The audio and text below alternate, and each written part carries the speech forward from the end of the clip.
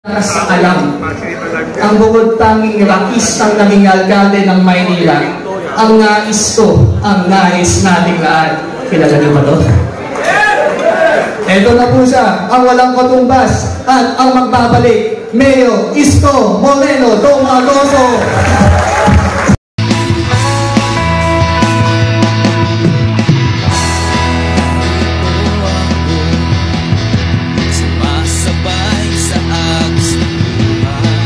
Thank you.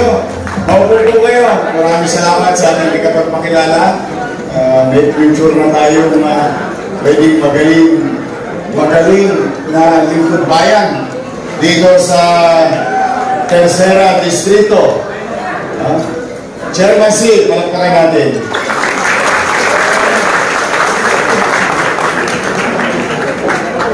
Sabi sa Cantonese,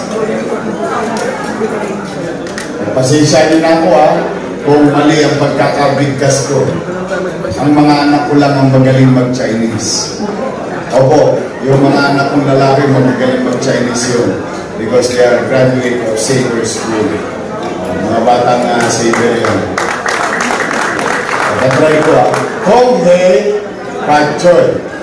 Sabi sa Cantonese. Tama ba? Gong Si Fat Kar. Fat Sar. Tama ba?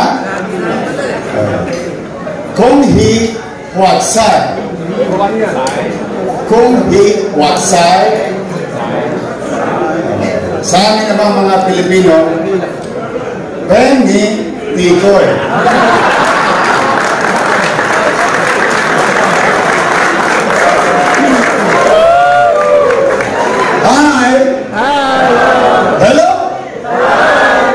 Napagod pa kayo maglakad? Hindi naman. First time, hindi kayo nakakita ng motorcade. Nagtarana tayo, naglakad tayo. Because we wanted to make our community feel that we are celebrating with them. Not only for other reason, but of course, being with them. Sa kalsada, sa tindahan, sa bahay at tahanan ng bawat Filipino-Chinese community na nagse-celebrate dito sa downtown, dito sa Chinatown. Kaya sa inyong lahat na mga nagpunta rito, maraming salamat sa bawat isa sa inyo.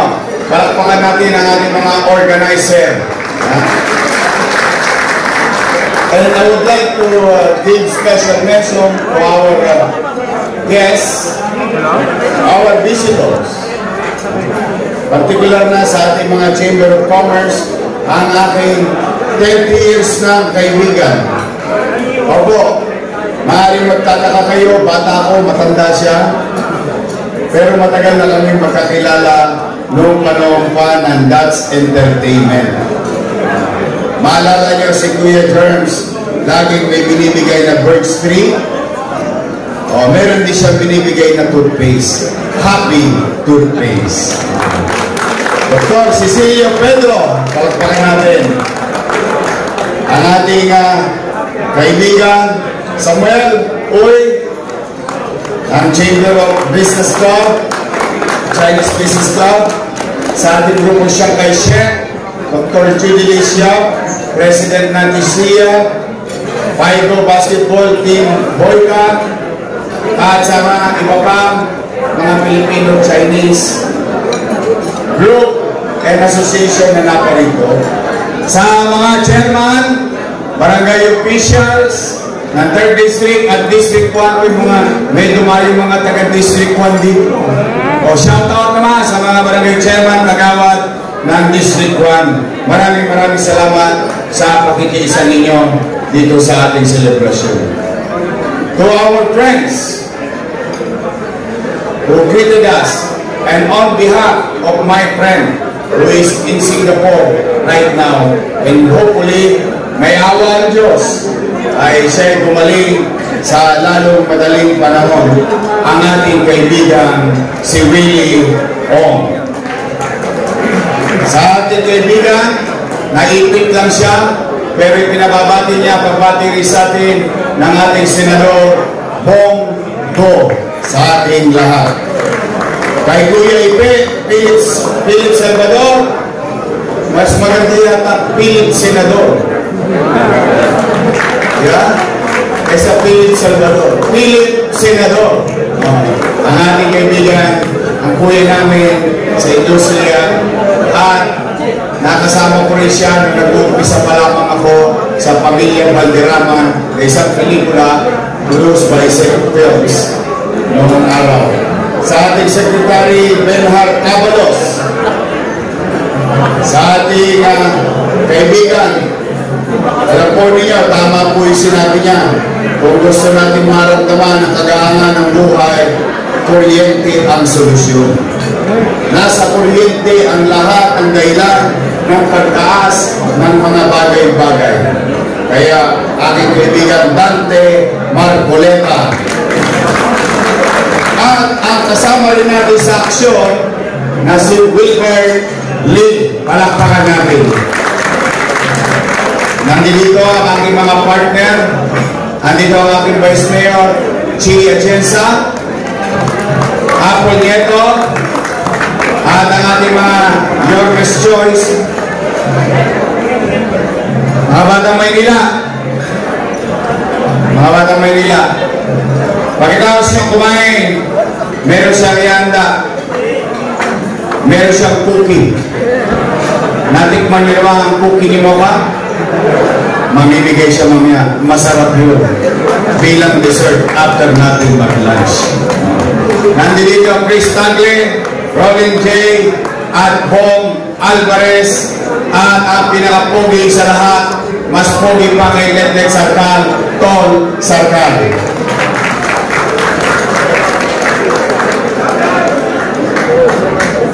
At siyempre, kung ako'y may partner sa Vice Mayor, as Vice Mayor, no? Ako naman may tunay na partner. Gusto ko lang ipakilala sa inyo ang aking ex-girlfriend. Opo, ito bihira lumabas to. Pero para sa ating mga Filipino-Chinese community, no? Nakiisa siya, naglakad din siya.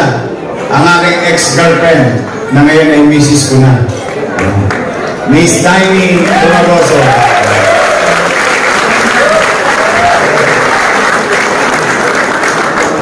Today we are celebrating New Year for our Filipino-Chinese. Naririnig niyo ba sa likod? Pwede makisuyo para makita ko naman sila. Ayan. Beta lang kayo sa Gedling. O bila. Sa mga full-blooded na kampo ko, Pilipino, this is for you. I would like to remind you our long history and heritage with our Filipino-Chinese community here in Manila. One, it's the largest in the world. It's the biggest Filipino-Chinese or Chinatown in the world. But to my fellow full-blooded Filipino, maybe hindi lang natin napapansin, but let me take this opportunity to share to you the name Ongpin or Ongpin Street, mas kilala natin sa Binondo.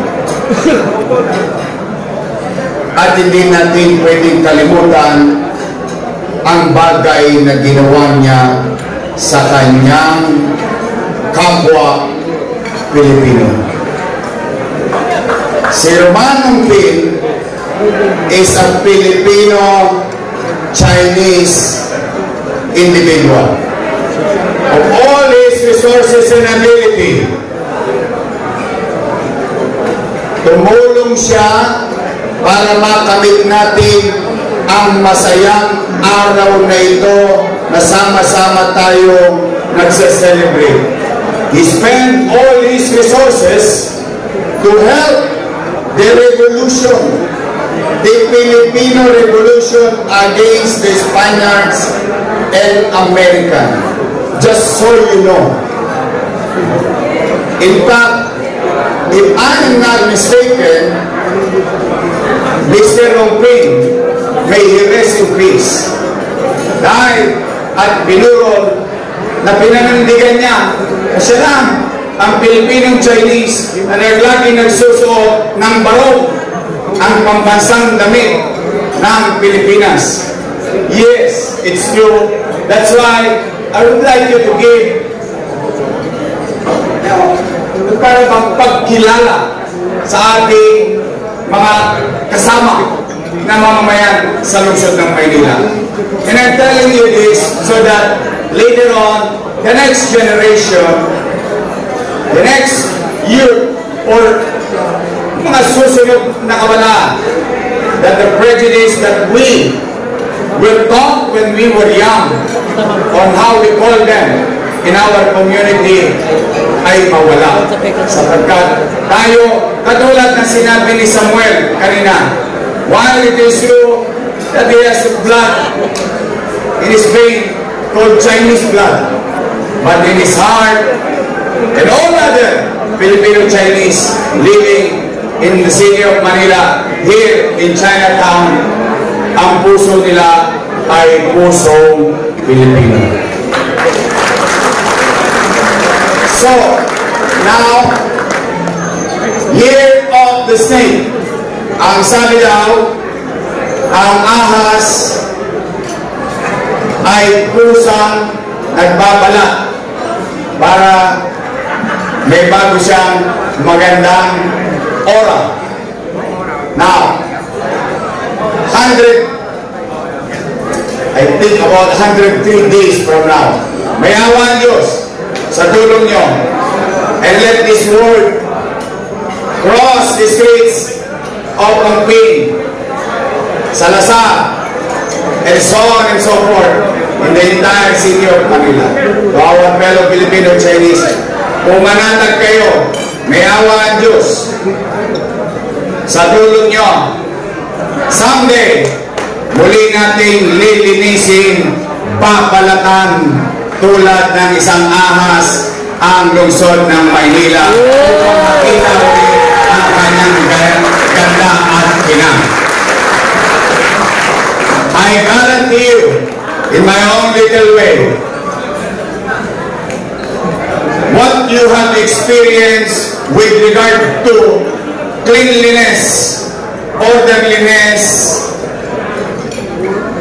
at kapanatagan ng pamumuhay sa lungsod ng Maynila na naranasan ninyo noong panahon ko ay muli kong ibabalik sa bawat kalsada, iskinita, kalihon at boulevard ng ating lungsod. So muli, huwag kayong mawawalan ng pag-asa.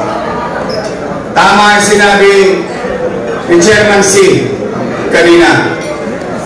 Together, I for one cannot do it alone, but together we as Manilans, we can make Manila great again.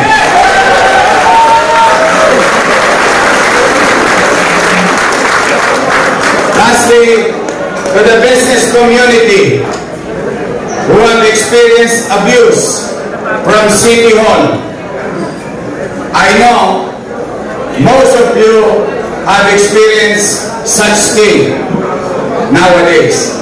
Pumanatag kayo, pagpapahingayin ko na sa City Hall ang makakati ang kamay.